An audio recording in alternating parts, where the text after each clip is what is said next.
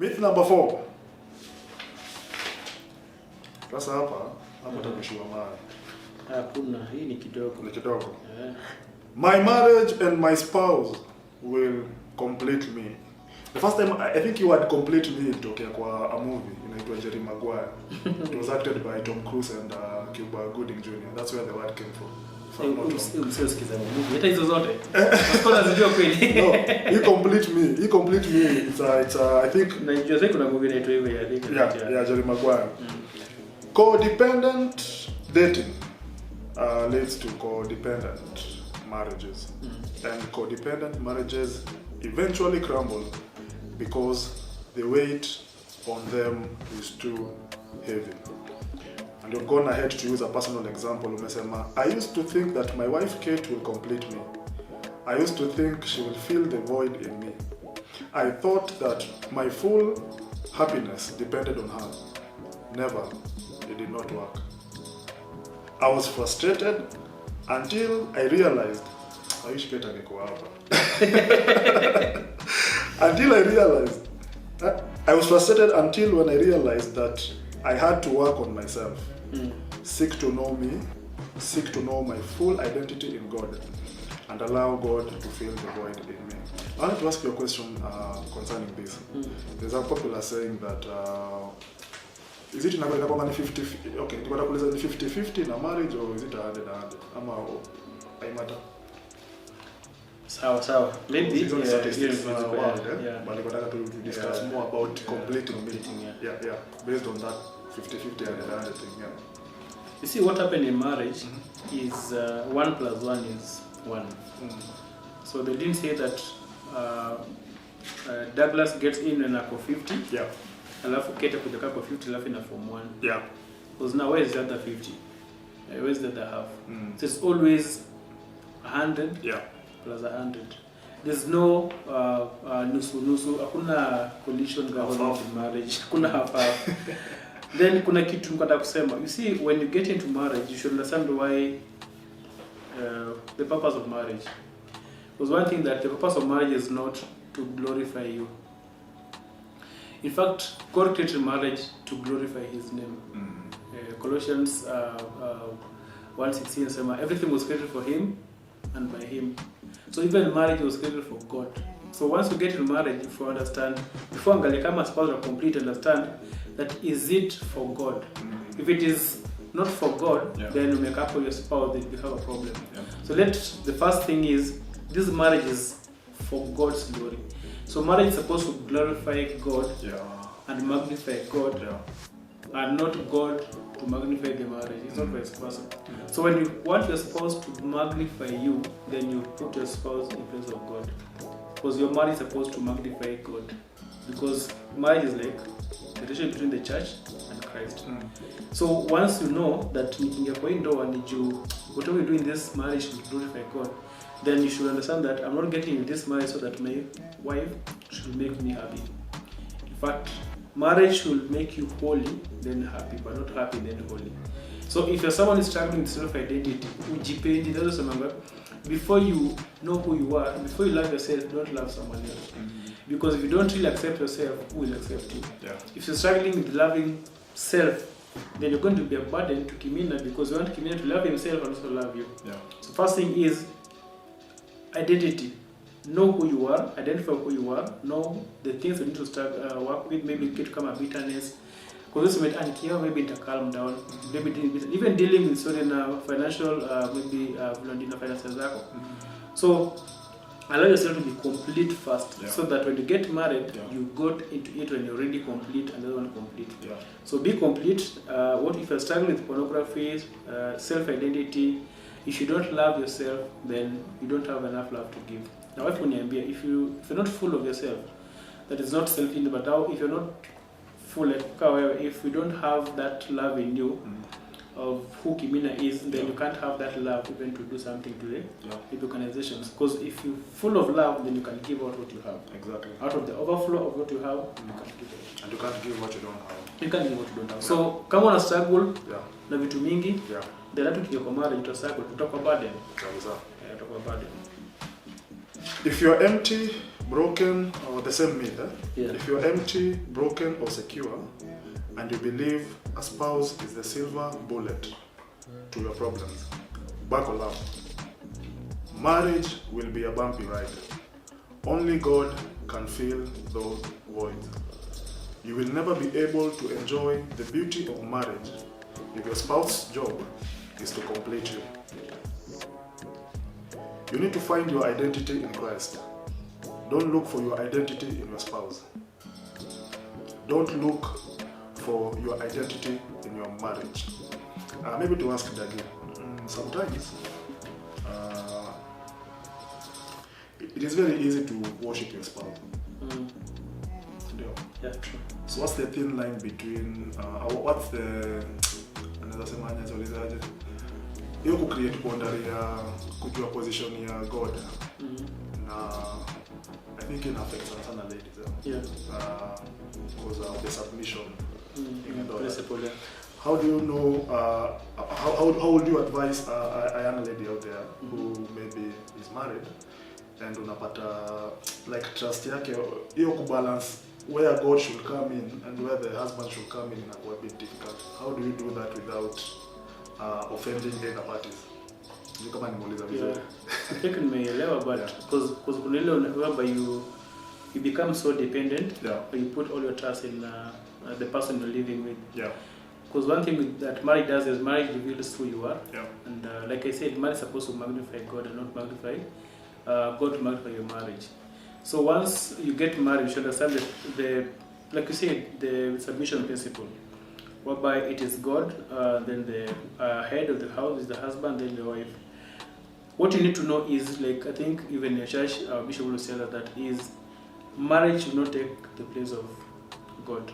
Neither should your spouse take the place of God in your life. You should know that as much as I have a husband, but I have a God in heaven. God should always be the priority in everything you do, because when you don't put God as a priority, when you don't draw your strength, you don't draw your affirmation, your identity, your love from God, then you can't even love the other person. So if you don't draw your, like you said, affirmation, your completeness, your identity in Christ, then you'll always be wanting that Kimia should tell me I'm beautiful, that I've done well today, I'm wonderful. But once you know, so if Kimia does not do it, you feel like he doesn't love you. But Musema, if you get that complete affirmation of God, I'm the child of God, I'm beautiful, I'm not made, that means even if Kimia does not do it constantly, I know that I'm this way. Because if you don't get affirmation from your spouse and don't have that personal identity with God, then it means that you feel like you're not loved. So draw first from God, because the more you draw from God, because God ataka come up with that perfect relationship with God, then it makes the relationship with your spouse become perfect. So make it perfect with God, then it makes even the second stage. Okay. Understanding your woman. The beautiful people. Understanding your woman. That's topic number 8. Understanding your dagi nakwambia hii kitabu yako. Women are very good. Kitabu yako kuna pale tutaongea after off camera. Off camera ndio bora tuongee na checks. You have quoted a gentleman that I admire. Yes. Sana kwa topic ya marriage and relationship, Mr. Kigume. Yes. Mr. Kigume Karuri. Ni mzee mfiti sana. Mzee mfiti sana. Mzee ni resource. Umeandika, women tend to be more personal than men. Women have a deeper interest in people and in feelings, building relationships, while men tend to be more preoccupied with practicalities that can be understood through logical deduction. I think there are men who are personal, huh? Kidogo sana. Our God created Adam in the Garden of Eden. The first thing he sent him was giving him work. So alimpatia associations no human being around, but alimpatia association. You, the first thing you do is tend to this garden. Kuna animals here, name them, give them their names, and just make sure that this land is perfect. So the first thing I associate Adam with was work, and that is relationship yake ya kwanza ilikuwa work. The first relationship that Eve experienced was human relationship. So the first person you come in contact with, equal animals, equal trees, it was Adam. And that's why women are all more personal because they want that intimacy, that closeness that they want. And that personality whereby they are so conservative. I can go home, maybe ask my wife, because how? But it will take time for her to tell me that I want us to discuss this. Kuna msali nisema, dema kikwambia, we need to talk. Ni normal. Sienda kupatia check. Akuja kuhubiria. Sienda kupatia, mazeni nimepata nini Safaricom tumepesa fulani na wengine. So they are all personal. So when they try to relate on a personal level, they want, that's why they always so I may quote it in quotes, jealous, whereby if a lady loves you, she wants to be all over you. Yeah, she wants that relationship to be very, very exclusive. No one's supposed to be there. So she will be like, aleki uko wapi, unafanya nini, ulikula nini lunch. So that personal relationship is so much important to them. Unlike men is like, uko kwa sawa. And like as they can because they were created as a society quite different from what a lady found the first thing she landed on earth. Was created by God. Yeah, so that's why they're so personal.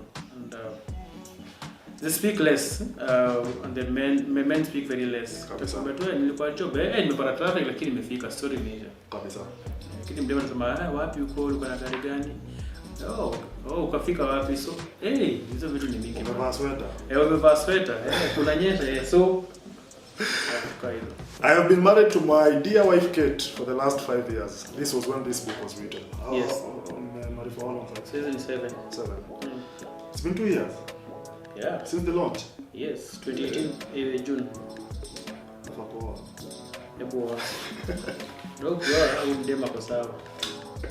I have been married to my dear wife Kate for the last 5 years now, but one thing that has helped us and me particularly to relate with her harmoniously is when I decide to understand her rather than judge her. There's a saying that women were meant to be loved, not understood. Is that correct? I read that somewhere, and you see the Bible says that God and a husband love your wives. But I discovered Titus 2 verse 3, if I'm not wrong, the Bible says that older women teach younger women how to love their husbands. Sina maanisha hata madem of our love. But the kitu letanga issues for marriage is what you call misunderstanding. And not misunderstanding your wife. It's when both of you misunderstand one another. So the understanding must be there. So the understanding is understand how you operate. Understand that this lady is a weaker vessel, not really weaker whereby she cannot do what I can do. But in fact, if she came in as a helper, she's more stronger than me. Because mali nimelemewa ndio nimekuinua. So mungu an example kama gari ki breakdown, sasa kuja kupata kama zile shuttles za city shuttle zinavuta na ka breakdown. Ka breakdown ni kadogo tu, lakini imeno kitu kubwa. So as a man you may look so big, but you need a woman who looks like a small breakdown to take you where umekwama. So when you understand that she's not a weaker vessel whereby she can't do what I can do, or I should not domineer her because I'm now the strongest man, then you will always fight. But when you understand that she's weaker whereby I should treat her with gentleness because she doesn't know anything apart from me, that's the first one she's doing. So I need to respect her, to treat her as a weaker vessel in terms of gentleness, calmness and understanding, then I will lose the war. So once you understand your woman, this is who she is. She needs more explanation. Because nimeenda sokoni nikabuy. Like I think I got to the supermarket. The last time nilienda super nikatoka super bila kukuja na receipt, nilileta shida. Juu wife anataka sitaona nimebuy nini, but hizo vitu nimebuy na pesa ngapi? But every day nikienda super hata kama receipt ya vitu ya so mbili nakuja na kwa hiyo kanini kabaka vitu. Na atachukua by the way. Hakuna supermarket anachukua naangalia. Ndio nataka kujua umebuy hiyo kwa pesa ngapi? Kwani imefika 110? Nilikuwa 109. You know difference one go. Wala kasema hiki tumeongezeka because they're so detailed. Yeah. Na kama ni cheli mwenye understand utasema huyu mdema anazanga kila saa ni receipt. Kwa nini niamini? But yako tu very particular. Kala nimekwenda kabaya kitu kingine kwa duka nikampea. So kama sawa receipt. Thank God ilikuwa na sticker. Kwa hiyo receipt nione. Akapata kumbe difference imeongezeka na shilingi 10. Anasema sasa umeongeza bei. But for a man ukienda kwa super buy kitu. Yeah. Hata unachanganya receipt au bila kuangalia kama umecalculate kwa moja kwa umelipa do. Yeah. So once you don't understand them, because kama so receipt kama singa understand, ingeleta issue. Mimi ningefeel like kumdem kwa nini niamini. Ama nimeenda kubai so bani kabai kitu nikapea msee ama kuna shopping nimefanya nyingine nimepea mtu ama nini. So when you understand that you just want to know the details. Yeah. Mwanzo kuna fight mdem kila saa. Kuna pesa yangu alikuwa ananiambia alipigia story I think a month ago. Wife yake hiyo anamtuma maziwa. Niaje uko super kama na maziwa fulani. Sasa sema brand moja kuja na tuzo hivyo. Afanye mistake anunue brand nyingine. Wife atajua. Lazima itakuwa issue kubwa. Sasa yako like maziwa ni maziwa, chai ni chai. Hapana.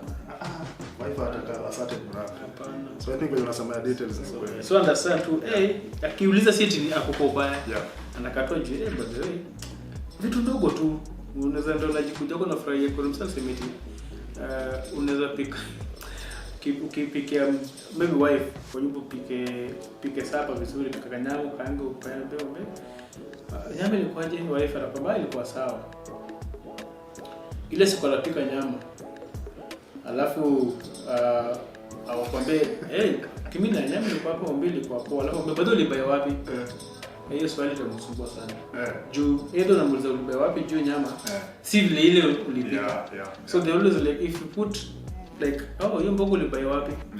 There's a question mark. Inakuwa ni swali. So you understand? In line with this, let me ask you a question. And issue kiasi.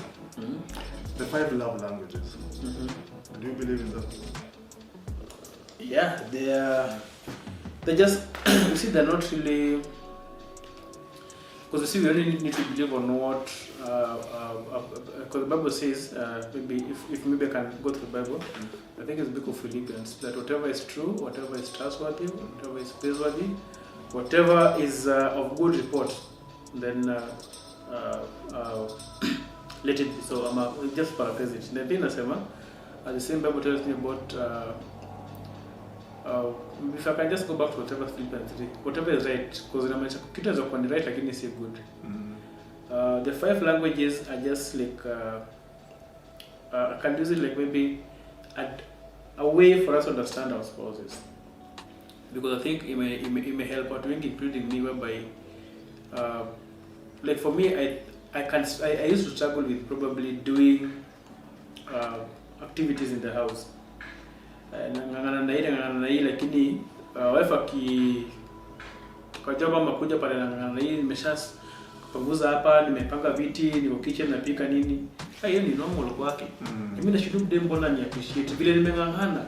Nimechapa hivi. Kumbe yeye love language yake si act of service. Yeye love language yake ni affirmation. So me nikifanyiza act of service, I think I'm assuming that she's really appreciating and she feel loved. Hiyo ni kwa nini bwana kwa job ni house activities. But the moment I understood that for her, even if I do all these things that for my own benefit, nataka tu ni mwafahamu. Ni mambo tu you look beautiful. Because I realize that my wife is someone who just needs an outlet. If you can have some quality time, that's what I need. But for me, I thought if I do a lot of activities in the house, so I think it helps to understand what the other person, how the other person responds in terms of love, what really makes her feel loved, and like what you do. Because some of us will be struggling by buying gifts, but kumbe bibi yako yeye seems a gift. Bibi yake nataka tu, if you can just really do for her probably quality time or act of affirmation or probably body language, she's okay. Because people struggle. You know, say ni Valentine and buy my flowers and whatever. Wife come, you buy wapi? Asante. Nafili kumdem kwa jaona. But don't you think that sometimes that's a question. Don't you think that sometimes they tend towards being a bit selfish? Like me. me. The language is about like you need to understand me, you need to do this. Unaona kama zinaweza kuwa zina excuses zingine some areas that need growth and all that. Because like I think niko naambia kuna mtu anakuambia that the issue that I have with so many relationship let's say content and books is that ni unapata the authors wanatoa their personal opinion in a way that inatokelezea ni kama that's the standard of a relationship.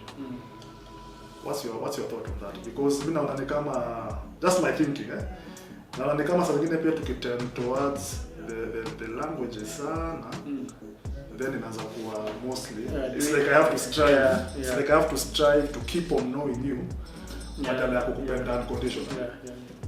I think what happens, like I said, these are just the leading clues on how to probably understand one another. But kuna kitu my firstborn alikuwa ninashule kama kwa baby class tukifunzo. Because I think the 7 something. So the first one ilikuwa inaitwa I think the fifth one. I think ilikuwa learn to understand to be understood. So meaning I should understand if I want, like I think there's a time we had some the drama stage of a marriage. The first stage whereby it's always the honeymoon, then the drama stage. So we came when all that drama was happening in our marriage. To Karel that, do you know what? It's because I'm like, you need to do this, you need to do this, you need to do this. So ilifika mahali tukasema, what can we do this? If I want my wife to do this, let me do it. Okay. And it comes where we talk about what we always say that if it's always about do this and do this. In fact, like kuna another couple who was struggling kuambia, so the lady was saying that mimi nasoma books mingi, I'm reading books about how a man should love his wife, how a man should treat his wife. But now you're doing the right thing, but do this. Can I send you content of how a woman should behave? How, like that book of Power of Praying Woman. So, because when you're reading about how Kaleki should be, I'll always get the flaws in Kaleki because I'm looking at what Kaleki is not doing in what I'm reading. Exactly. But if I'm going to read about what I'm supposed to do, then it means when I'm able to do it, then for him, it will be easy for him to do. Okay. So I'll be doing, not expecting him to do first, but let me do my part. So I think it is right. Yeah. When you put it like I have to do it for him, then it means you're putting a condition. Okay. Yeah, but I always say if I want it to be done by her, let me do it. Okay. Let me like Christ died for us on the cross, so that we can do what? Be free. Yeah. He didn't tell us that you people die first. Yeah. So I'll take over. Kabisa. Yeah, I'll take over. Akamalizia. Malizia. So the last part, then we call it an interview. Yes. We call it a Kimina Library interview. Good one. Get this book by the 500 shillings through Kimina Library. Yeah.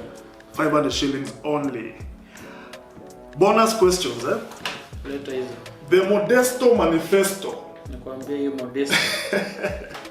Hiyo jina ukisikia unashtuka. So let me just explain a bit. The Modesto Manifesto was an argument. I think it was initiated by the late Reverend Billy Graham and George Beverly Shea and Cliff. I think Cliff. Kwa jamaa anasoma, Sema books.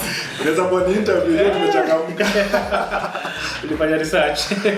So Anwas walikuwa Billy Graham unajua. The ministry has preached to billions and billions and billions. Actually inasemekana that hakuna mtu ashai preach such a big crowd since wanasema na St. Paul. Apostle Paul of the Bible, but according to statistics. Okay. So Billy Graham ministry yake anaanza kiwa miamo, and after to preach one time akakaa chini akaanza kuanalyze nini nafanya so many ministries zao zianguke, and then wakafanya research, akaita mabesto wake George Beverly Shea and Cliff Barrows. I think Cliff Barrows, wakakaa chini waka research, wakaangalia ni aje. Kitu ya kwanza ni Lungula. Juu hiyo fame inachokikaa pia wasupa wanakama. Lungula inaangusha watu sana. Ya pili ni finances. Tunafika pale offering inakuwa kibao, offering inakuwa kibao, ministries zinaanza kupigana, ministries zinaanguka. Ya tatu pia ni negative publicity and stance, like what is happening right now. Napata gospel industry kuna wase wana thrive through controversies. True.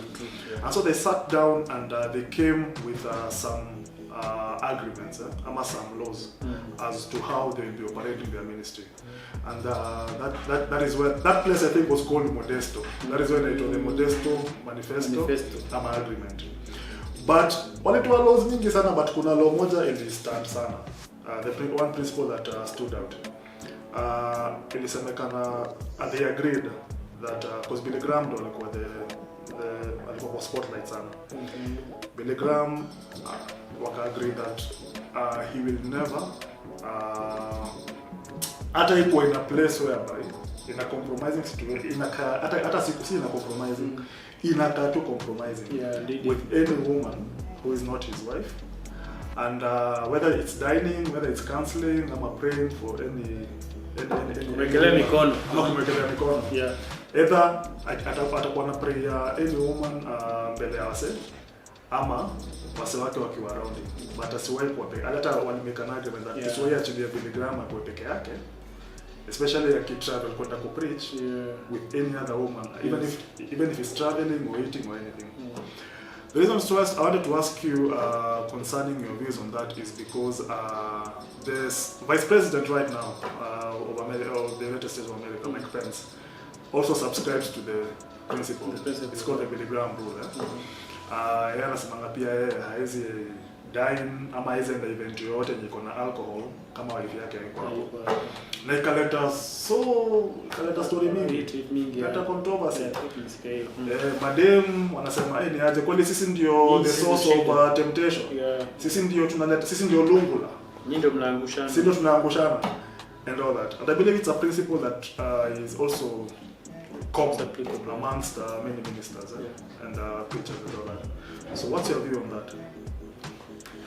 So, me what I can say about that view, it's not really against feminism. It's not really in a bagua ladies. If you read the book of Proverbs 3, 5, and 7, it talks about the promiscuous woman. The Bible says that you should not go near her. I don't go even near her house. Her lips look like honey. And it describes this woman in many ways of how this woman is able to lure you to lust. And this is my opinion that the reason why the Bible uses women more is because men fall by what they see. And a lady may be innocent the way that she's dressed, but she may captivate a man by the way she's been talking. I've always applied the same rule in my journey in marriage and even in counseling and even in ministry. If I'm going to a girls' school to minister, I've always carried ladies with me. Yes, I'll go with a man, but I'll go with ladies because there'll be special prayers or there will be special questions, and I will always refer God talk to that lady. Because when you go to ministry, you will find that maybe if it's a student, the students are very emotional, and when you pray for them, they want you to pray for them and probably hold them and maybe just hold them and bring them to God. I can't do it on my own. Even if I'm born again, Holy Ghost filled, I will make the other people to stumble. The Bible said, do not make the other people to stumble. So that's one way I do. I carry ladies. If it's a boys' school, I don't go with ladies. I go alone. I go with men. Then, if in terms of counseling, if you receive calls, maybe like most of them receive calls, people asking for this, can you advise on this? Which is a lady who is calling. Like recently, the lady was calling of having a just issue relationship. I talked to her, but I told her, can I refer you to my wife so that you can now talk deeper stuff. So I'll always, yes, maybe they call through me because of maybe then this is what I do, but I'll always involve my wife because once I don't involve my wife, then this lady may speak some emotional things and it may bring to attachment. So to avoid such, you involve a lady. So the third thing is, like if I'm going somewhere and I'm driving and maybe I see a church mate who is maybe walking and it is raining.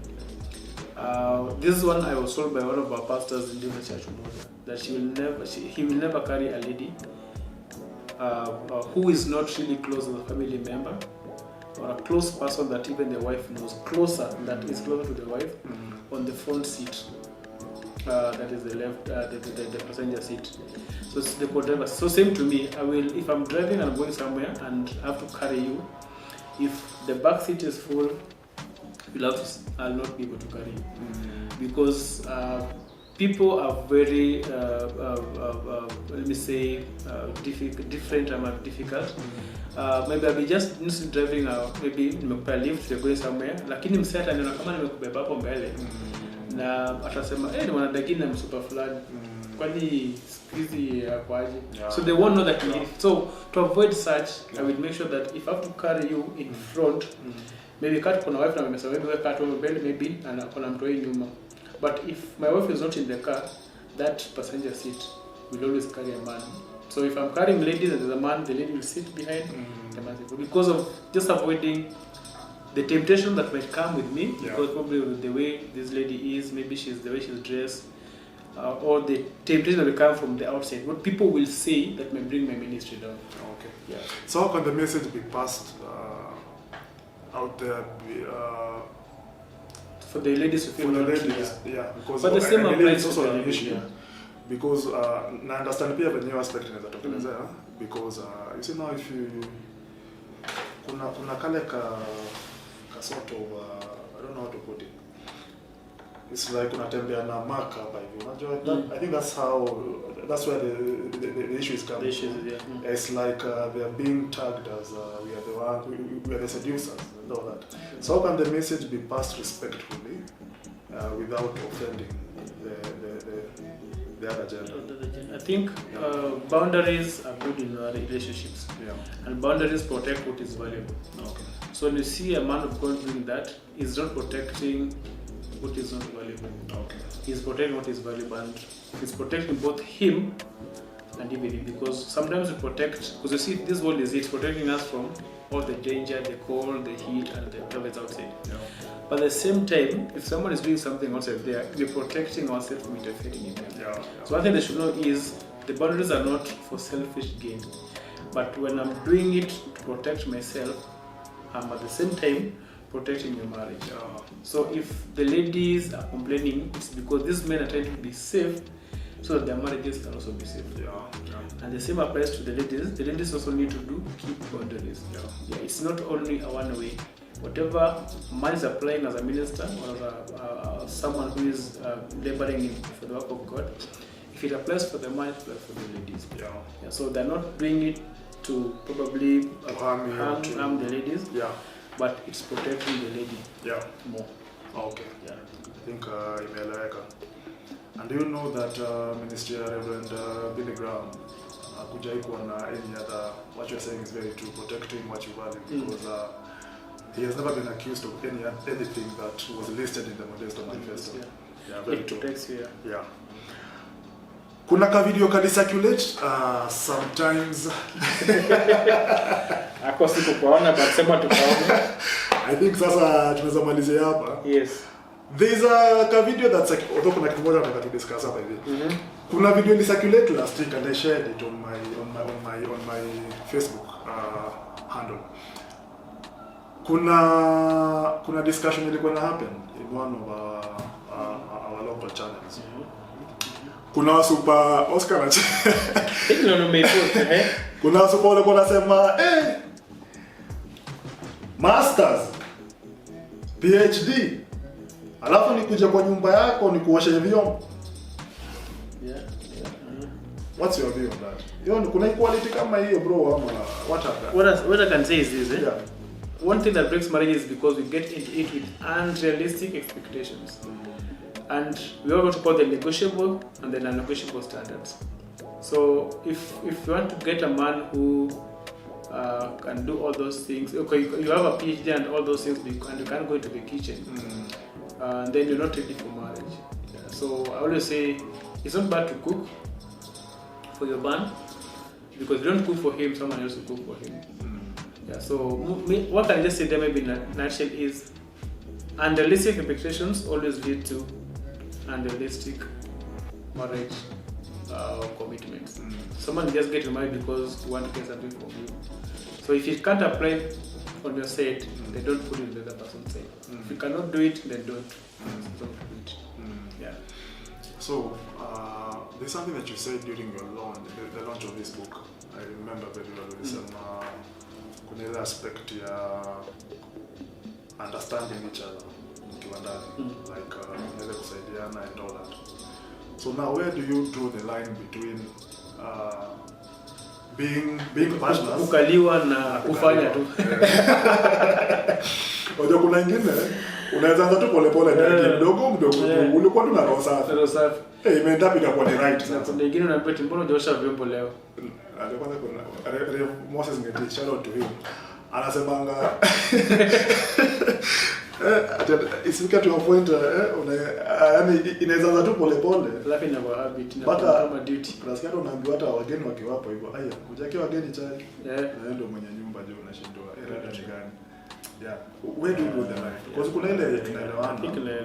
Because kuna familiarity ya kazi ya deno. Exactly. Where do you do the line?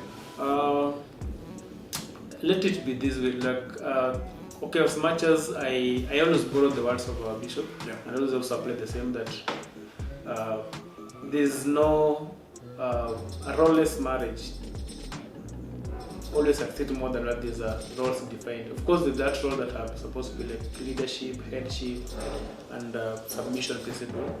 But the role is up by if I'm in the house and my wife is in the shower and probably pameka chai kwa jiko ninamwagika, I should not call her to come from the bathroom, come and do it. Or my wife was probably gone to the shop and the baby has spoiled herself, and my wife has gone to the supermarket, she's still living, and my baby is crying. I should not wait for her to come and calm the baby or change the diaper. So it should be out of we are not really competing in house activities, but we're supporting one another. It should not be out of like obligation that you must do this is a duty also for you. Let it be out of your will. I remember that things I do in my house, but when we have maybe visitors or this, sometimes maybe my wife is around, she just says, let me do this. Or I bet, hey, it should be out of your will. So the only way to draw the line is by allowing the two of you to work as partners. If I pick the baby, I should understand that we're only two in the house, and dem ameweka ugali kwa nataka kusonga ugali mtana na dia ananionyesha. So I should just take it to myself that in the kitchen niweke unga kwa maji nipike ugali. So work as partners and don't work as what you call co-dependent. Ikishafika kwa relationship, but where do you also start drawing the line early enough so that it can be clear and well understood that tukiingia hapa ni hivi na hivi na hivi, as far as issues like those are concerned? Because sometimes naonekana kama hizo issues they were not discussed from that stage. Watu kuna kitu naanza kwa naficha msupa, nikitaka tu kukam humble ndio nisitupe msupa, alafu sasa nikiingia ndani zenza kujimanifest ndio kukaliana sasa inaanza. So from the relationship point of view, where do you start having that conversation? That marriage is a big institution. Because marriage is not just another activity to add onto your busy life. So there are many things that must be discussed before. Even I think I was discussing it with my wife. Even how to share house chores activities. When I'm still dating, I need to share with my the person I'm dating that, hey, the way upenda kuosha vyombo ama upenda kufanya hivi, and they should not be ignored that when you get into marriage then tutaanza kupanga na nafanya hivi. Even in terms of financial I think sharing, because kitu ngumu na where people disagree more is whereby finances are separated. When the two of you operate two different accounts, and if I need maybe to buy something and I don't have that enough money, I can borrow from my wife. It becomes a problem, because if I'm borrowing to buy a table that's going to be in the house, then borrow it on the yako. So there are things you need to discuss. Kama hizo za house activities, discuss them before, and don't expect that whatever you saw your mom do to your dad, when you get married this generation, your wife will do it for you. Because there are things that don't apply now, even if they are applied in your family tree. So discuss a few things like our our church recitation is among I let go of the past traditions and feelings that have held until today. So the things you need to discuss by they should not apply to your marriage because you saw them applying to your family of dad and mom. Because things are changing. Everyone is very busy. So when you get to marriage, don't expect your wife to be there for you, to wash your clothes, to clean everything, to take you sijui where, kuchemshia maji. I always say that kama kuna siku hizi nyumba nyingi ziko na tap na kuna mkono. But in our own life, watu wakileta food kwa usembe kwa sitting room, masa anapita na besheni kinavisha msee na taza na boy. Basi hizi sembe kikuja kwa meza, boss, sitapi iko pale. Ndio nawe urudi ukule. Even I know of a friend of ours, a pastor friend of ours who after they have eaten, what they do is toka na sahani yako, sio umekulia. Tena kitchen, usiweke hapo. Ioshe, iweke kwa.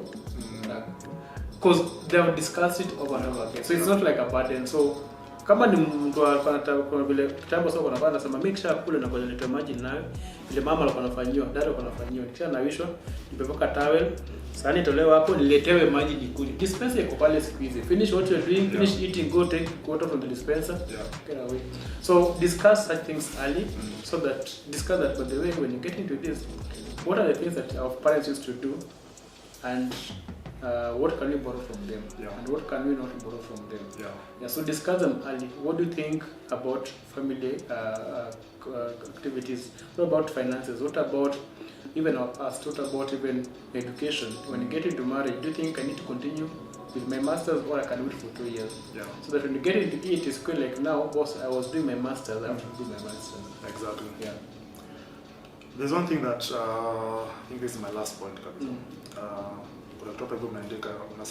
When I got married, I thought more about me, and the things that benefited and mattered to me. I thought that I would still live in my singlehood style, and everything was about me.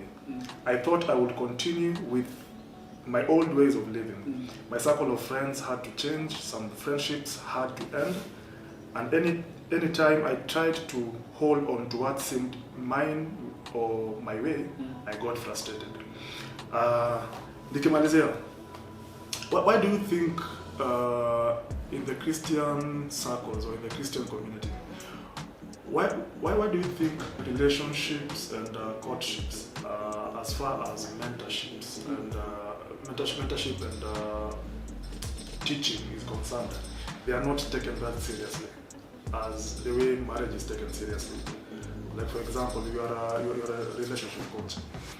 Mbona the same energy to invest in marriage seminars and all that, and that's one thing that I'm really proud of you, because we focus so much now where the problem is, which is the relationship, because that's where the decisions are made. That's where the decisions are made. Why don't we focus? What at focusing sana na your part? We focus so much on repairing stuff that could have been sorted out in that situation. Why do you think? Is it stigma ama likudharau relationship? Kitunafanyika ni hivi. Generation sasa ndio microwave things. Kila kitu kwa microwave. Akinge kwa relationship and they want everything to be done their way. And this we call, but people don't want mentors. I've had people who come for us that we work with them. But the moment you put them on hard questions, because if you don't, the way you date, there's no difference between the way you're dating and the way your marriage will be. And God is so much interested in your dating season as much as He's interested in your marriage season. And most people always want to get married, but they don't want to marry well. So they just want to get married, so that's why they don't want to go through mentorship. That's when they come to us and we ask them hard questions, give them a lot of maybe strict measures for them to enjoy their marriage, they go away. There's a guys we're working with, and we gave them this question that they were very happy. That what are the measures that you put in place between now and when you're going to get married that will help you to avoid getting into the trap of sexual sin? And I told each of them to write down 10, and then they share. Because if you don't prepare for marriage, then you get into marriage, you also prepare to fail in marriage. So the problem that is happening now is because the generation that you have now is quick to learn from media, but not ready to learn from personal experiences. There's that part, yes, but there's also the part of you guys, the relationship coaches and the pastors and our the married folks and all that. Let me give you a personal encounter. Me nimeenda platforms kibao sana zenye naambiwa na date ngojeni kwanza ndio. Yani it's like relationship ni fanya tu unataka tutakutana kwa marriage. Unaelewa? And me, I'm like, I think you should help me where I am right now because naelekea pale. And if unaweza create time to guide on the way on this journey of courtship and relationship and all that. Naweza fika to where I want to be. Safely niko salama. So you asked me kuuliza like bona to invest so much in relationship. You see like married to on seminars to I don't know, there are so many things. But when it comes to relationships, it's like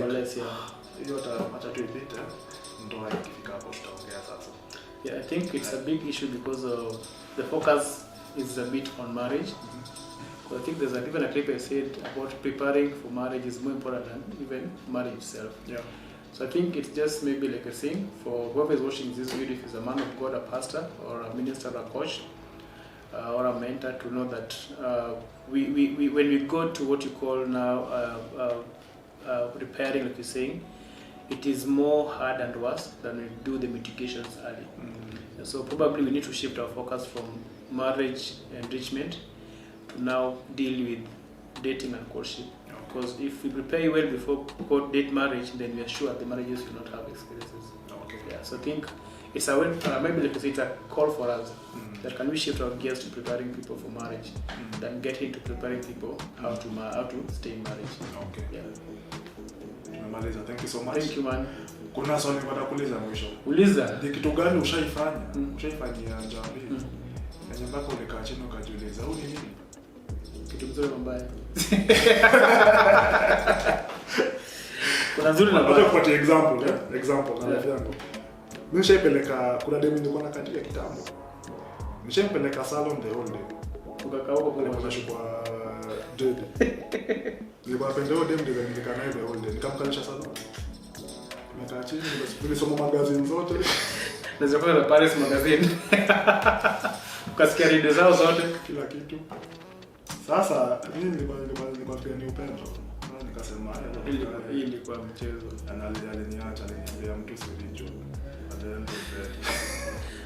Shiki vizuri. I think the most thing I've done for her that nilijenga kwa sababu inaweza fanya kitu kama I think anajua mapenzi. It just goes with what you call shopping. Alikuwa anaenda kutafuta kiatu Ngara. Sio Ngara mzima. No. Unakota hii mna bargain mpaka mnafika kwa final karibu mnunue. Anasema lakini sidhani kaita match. Go to the next person. Mna bargain tulimalizia shopping tao. What happened, I had to go and kamba endelea. Kimalizo tulipata kama nimekaa hapa. Sasa nakunywa chai. Hakukata. Kwanza alikash. Yote alipanda mata kaenda home. Tukapata njia.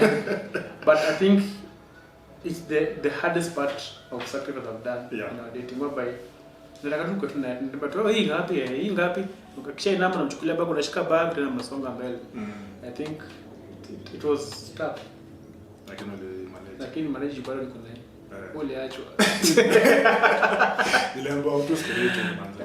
But lakini sawa. Nimekukeep mpango ya Mungu. Just spirituality. Na nimekusaidia. Tunashukuru brother. Ungekuwa hapa mimi. Ungekuwa na watu wanne saa hii. Thanks man. Thank you so much Daddy. Thank you so much. God bless Kimina's library. Asante sana. Na watu wasome vitabu. Watu wasome vitabu. Umenichanganya. And wasome. Let me nimefurahi sana kwa hapa project moja. Thanks. This thing is inspired by the Bible. Amen. Charles Spurgeon alisema that visit every book in the world but live in the Bible. Wow.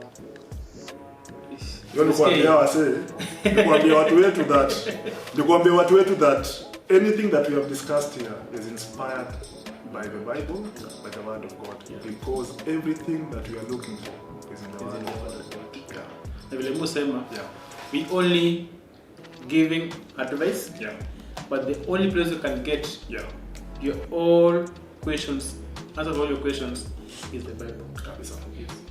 Thank you so much, bro. God bless. Salimia Kate sana. Tamsalimia na asante kwa kuni host. Kabisa. Mazee, God bless. Book next.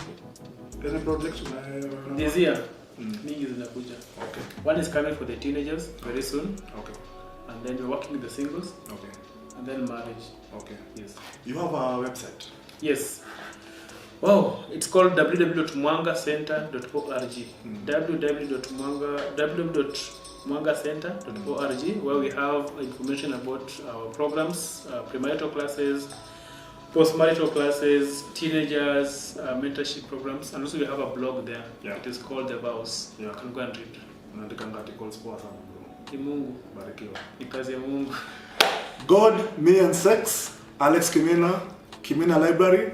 Get this book for 500 Kenyan shillings through the Kimina Library. Utapata hii video kwa our podcast inaitwa TruZone. My social media handle ni Alex Kimina. Pia niko na handle nyingine ya Kimina Library on Facebook and on Instagram. Social media handle. Covenant Douglas Angogo, Instagram at Covenant Angogo, and on Twitter at covenant.com.